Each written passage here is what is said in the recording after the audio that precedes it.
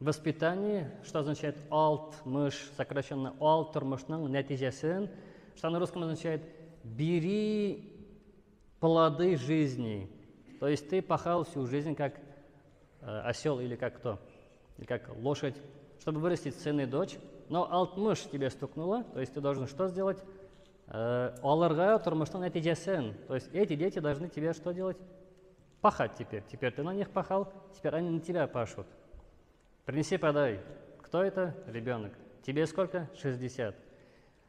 Признак этого будет когда? Когда в 60 лет ребенок говорит: вот моя первая зарплата, папа, мама, давай, купи все, что хочешь.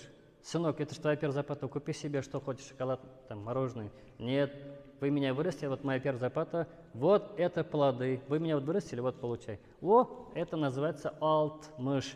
Alt-мышның нәсәсен, нәтижесен, бери плоды жизни. Это и плод жизни, плод любви, который подарил Всевышний через маму и папу, то есть дети. Это плоды, которые мы вырастили, это плоды.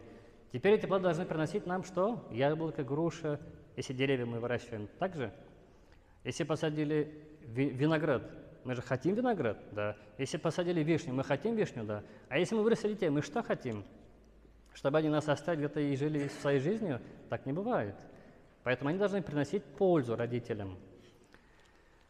И в Коране тоже говорится: «Кама раббани сагира», еще дуа делают. То есть: «О Всевышний, как ты проявил мне, сагира, когда я был маленький, милость свою, моим родителям тоже прояви». Они дуа делают. Но не только дуа же. Надо же и чай, и май, и баню топить надо. Баба-то бабушка не может же alt-мышта. Дети должны. Может, хотят тоже за рубеж слетать. А дети у нас что? Вы уже все равно постарели, в деревне сидели и никогда не выходили. Вот вам внук, пожалуйста, я съезжу куда отдыхать за рубеж.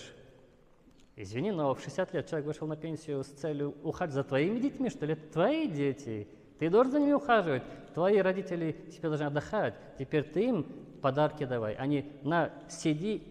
Ты нянька, что ли, в 60 лет? Да, у некоторых да. Ну, в принципе, некоторые этим люди и довольны, потому что они выросли с правилом каким? Не держи ребенка на руках, иначе привыкнет. Потом этот человек говорит: эх, вот сейчас взял бы ребенка на руки, да уже вырос. О, правильно, правильно, надо было ребенка 2 года на руках носить. И тогда в 60 лет сказал бы: не, ребенка не давай, я уже, как насыщен этим. Но у нас бабушки учат как? Колда тутма и елеше. Привыкнет, не держи в руках, пусть лежит.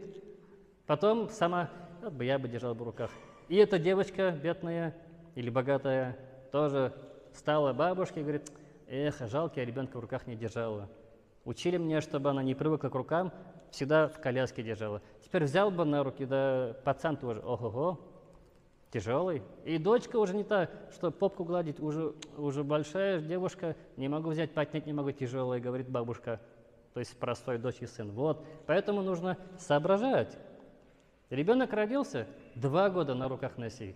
Потом скажешь: как надоело. И в 60 лет скажешь: не, спасибо.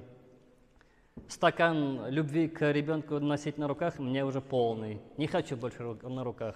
А у нас полнаселение бабушки что говорят? Я бы сейчас взял бы на руки, поднял бы своего ребенка. Да не могу, уже вон какой вырос, тяжелый. А поднять-то хочет почему? Потому что не было вот этого. Поэтому сейчас надо хотя бы соображать и ребенка этого не запрещать. Скажи: на руках расти ребенка, не в кровати, держи на руках. Тяжело, не тяжело, держи. Вот это называется alt-мыш. То есть понимаешь, что тормышның нәтижесі емі. Плоды в 60 лет.